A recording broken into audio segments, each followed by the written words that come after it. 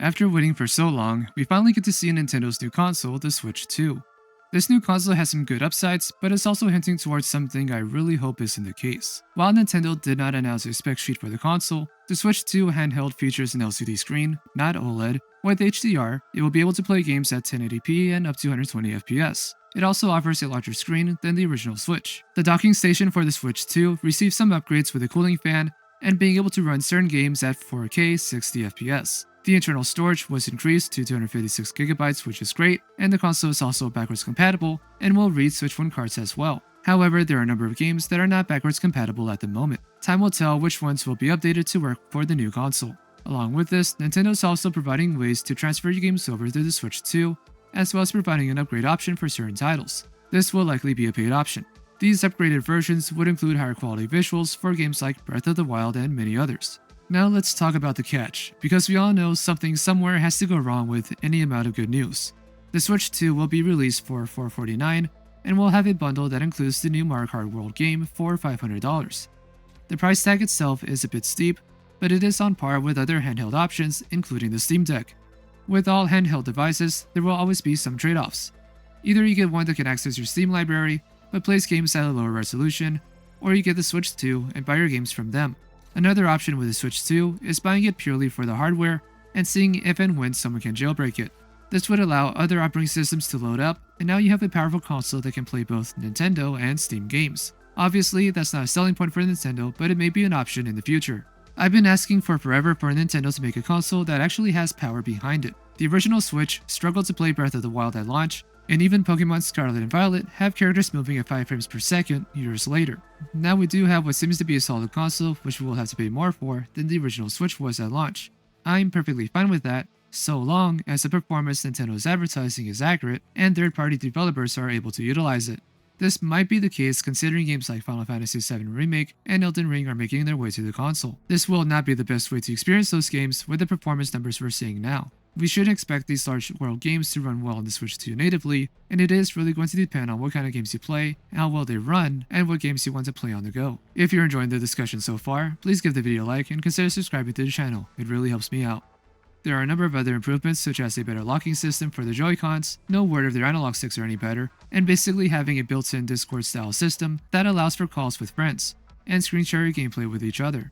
There is also an optional camera that attaches to the docking station if you want one for some reason, and it is literally a camera on a stick. Nothing crazy innovative or new or even better than what we have already. It's Nintendo, so I can't really expect much from them in that department. What I'm not fine with is the price Nintendo is asking for their launch title, Mario Kart World. This new Mario Kart game is going to be packed with a lot of features, such as a free roam option and being able to drive off the course and explore. Nintendo also has another direct lined up that is dedicated just for Mario Kart World. Regardless of what is being added, the base price for the game is $80 for the digital version and supposedly $90 for the physical version.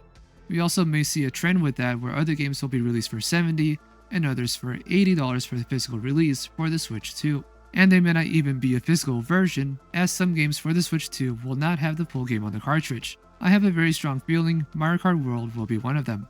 This price tag basically means Nintendo is forcing your hand to buy the $500 bundle if you're going to pick up the Switch 2 this year. To make things more confusing, Nintendo also announced a new Donkey Kong game, which will be $70 on release. It's very strange to see Nintendo of all companies trying to upsell their games and charge more than today's standard. There's been talks about GTA 6 being released for $100 for the base game and the industry following suit. Originally, I didn't care as much as it would be a one-time thing. Rockstar doesn't release games every year, so asking $400 for a game they'll likely be supporting for the next 5+ years wouldn't be that big a deal. I may not buy it on day one, but I know other people will. Now with Nintendo trying to bump up the price to $80 for select titles, I really hope Rockstar doesn't go that path, as every other publisher, like Nintendo, is going to look at that and put their games up for as close to $100 as possible. I don't know what Mario Kart World could do to be worth an $80 price tag to begin with. Guest characters are cool, but unlike Smash Ultimate, there's not really a whole lot a guest character can do in a game like Mario Kart. And if this is some weird way to try and dump all the previous Mario Kart tracks and game modes into World, I still don't see $80 to be reasonable, as you would literally be paying for recycled content. Which, if we're being honest here, is what Nintendo does anyways. If you're not concerned, or if you think video games should cost more than what they do now, allow me to convince you otherwise. Video games have only been going up in popularity year after year. An argument could be made within these last few years of it going up and down, but that's mainly due to what everyone had to deal with from 2020 to 2022. Even so, franchises like Call of Duty reportedly continue to sell more copies year over year. While there is a market to sell these games physically, most games are being purchased digitally far more often, which means less overall manufacturing and shipping costs for these publishers, and more profit per sale. Add on to this, paid DLC, battle passes, and cosmetic bundles that are sometimes priced at $30 or more, which is half the price of a AAA game. I know games are larger and take more time and people to make them, but that's also at the fault of these publishers. Putting too much trust, time, and resources into filling projects like Sony did with spending somewhere around $400 million on Concord, instead of spending less money on smaller projects that would have far less overhead costs and far less risk. Along with this, we see constant waves of firing in the industry across nearly every company because they overhired or just needed the extra manpower to get these games pushed out. There is no world where we as the customer should be paying for the company's lapse in time management, bad budget balancing, and other mistakes.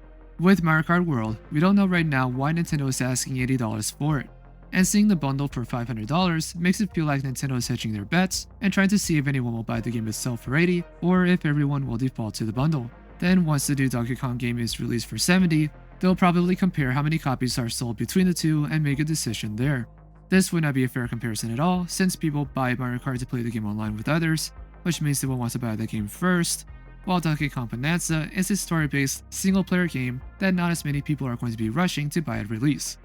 All I can hope for is for the rest of the industry to turn a blind eye to this, which they won't, and not try to push the games out for $80 because it's a AAA title. This is a double-edged sword, and Nintendo really has to figure it out. Originally, Nintendo didn't care about their console's performance or tried to push the limits.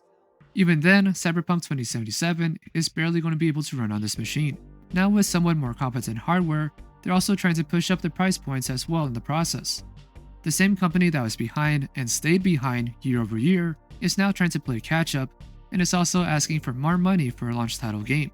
The Switch 2 is using Nvidia graphics, which is fine, but it also likely means the bulk of Switch 2's power is going to come from DLSS to keep these games running at high frame rates. The original Switch also didn't have the best online multiplayer support. I really do hope whatever Nintendo is doing for that is a lot better and more consistent with the Switch 2.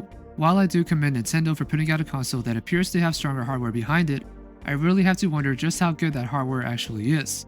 The last thing I would want to buy is a Switch 2 that turns out to be leaning on DLSS and other similar options just to run games at 1080p and anywhere near 120 FPS.